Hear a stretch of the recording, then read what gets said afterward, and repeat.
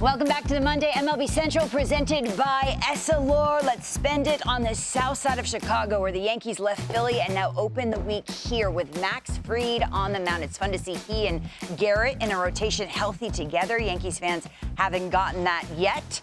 And when you, Al Leiter, call a pitcher a bulldog, we know it's about to be an epic breakdown. Am I right or am I right? Take us through it. What do you got? You just ruined it. You elevated the expectations. Too high. Dang it. Too high expectations. No. It's good, Lauren. I oversold it. All right, yeah. So here's a guy, all right, high school kid, Harvard Westlake. Boom. California, boom. San Diego gets to first rounder. There's always the little bit when the Yankees sign is like, all right, my first thing is having spent time with the Yankees and then the Mets, and this is a rough area, fan base, right? I mean, they expect a lot, and he's been great. And before I get into this about his pitch usage, he's got the what. I know. I'm coming at you and I'm going to rip your face off. Yeah, that with Atlanta. Yeah. So kudos to the Yankees to make sure that the being of Max Fried and whomever else can handle it, Okay. He developed a cutter, and he trusts it tremendously. And I want your take on this. So if you go ahead and play it, Lucas, is why and what does it mean when you have a guy? It's always been for me, four-seam fastball. You're going to get a banger curveball. This came back. He went 5 innings against the Pirates. This was his last start, right? Oh. He had an elbow bruise that cost him 2 months. So, but here it is. It's like I'm throwing it. And watch if you look at this delivery. Later in this tape, I want to show arm speed on his fastballs and his breaking balls. You're watching this, and he's letting it rip. But this is the deal right here with this heat map. I want to show this because I was a guy that threw a cutter.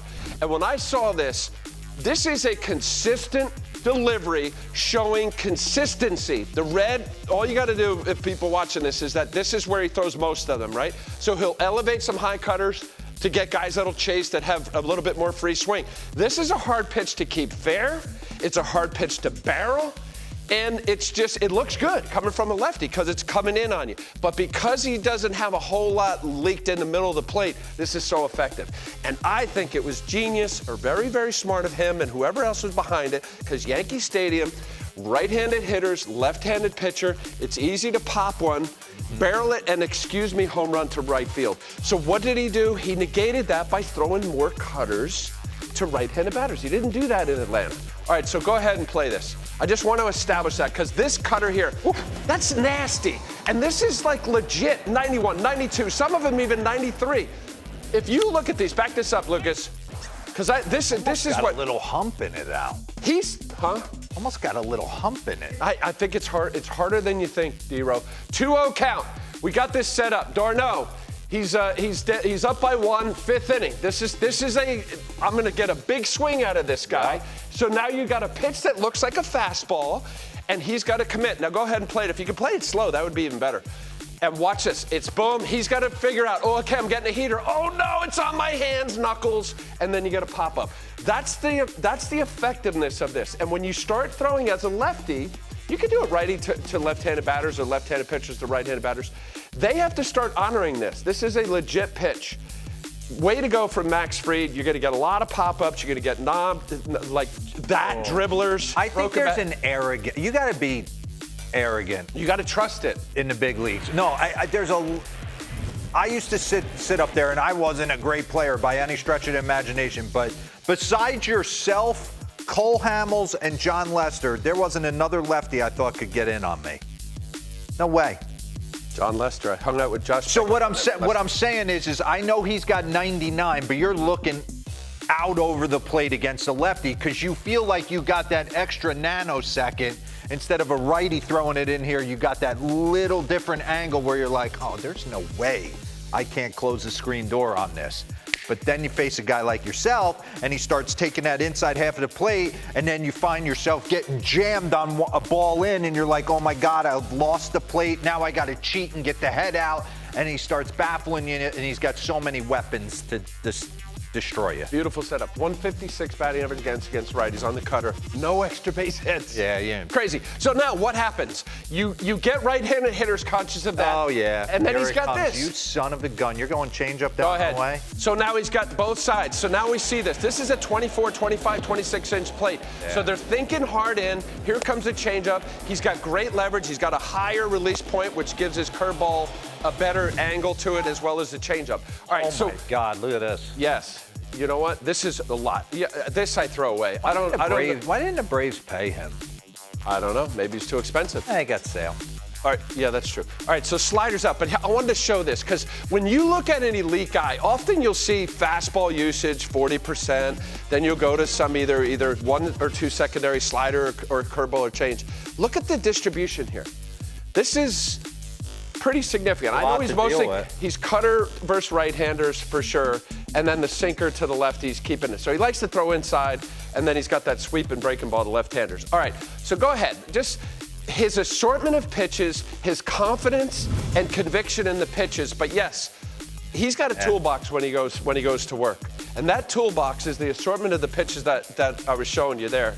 This is it, Carlos Rodon. He's got a toolbox too. All right, so first pitch, I was laying on the cutter. I just want to show even some bad ones bad one location-wise. When you have a guy on the mound that's throwing with conviction and good tempo, he's cutting after it. I don't care if it's a curveball, changeup. I don't care if it's the 95, 96, 97, or that curveball that he's throwing in the 70s. Go ahead and play this here. So he's got the cutter, you got the sinker away at 93. There's a sinker down in the zone. Seager swinging at it over top of it. He's got great high to low. Ooh. Here's the four-seam high cheese. This setup right here, this four-seam up, gets guys to, yes, pull it out. It should be golden. This curveball, I love guys that throw curveballs. I can't say enough about it. The break is tremendous. The speed variation gets guys out in front. So now, okay, hey, let's have fun with this. I just showed some changeups. He's got the changeup going down and away. This is amazing. It's amazing his effort, his tempo, and his pace. And he fields his position as good as anybody. Squares up to him, so you don't always have to play your middle infielders right behind second base.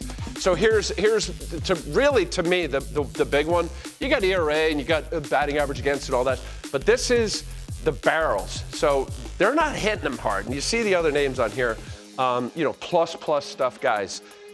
So here. D-Row, real quick if you can. You were explaining earlier with the cutter. What is, as a right-handed batter, left-handed pitcher, you know that he's going to come in on you. He feels the bully part of it, like you can't hit it. Do you look for it?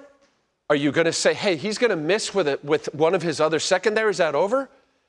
He's batting 154 batting average against. No right-handers got an extra base hit. Yeah, I mean, I certainly wouldn't be looking for his cutter. I don't think. Today, you're facing him today. No, I'm looking four-seamer middle away. For me, four-seamer middle away, curveball, changeup. I'm cutting the plate in half and trying to eliminate in. So would you? He's got to show me he can establish and throw strikes inside. You were a completely different pitcher. You were coming in from pitch one of the game. You were establishing in it and working off of it. He doesn't do that as much. We knew he was going to be a star when he took the pitch hand award and just. Yeah, he just tossed it. He just tossed it aside. Cast it aside like it was nothing. Kind of willy-nilly. How does that make you feel? White Sox have I'll be back over on the couch. You can talk about it. Yeah, it happens. White Sox have a 2.5-game lead in the division over the Guardians. Noah Schultz will get the start for the Pale Hose at home on the south side.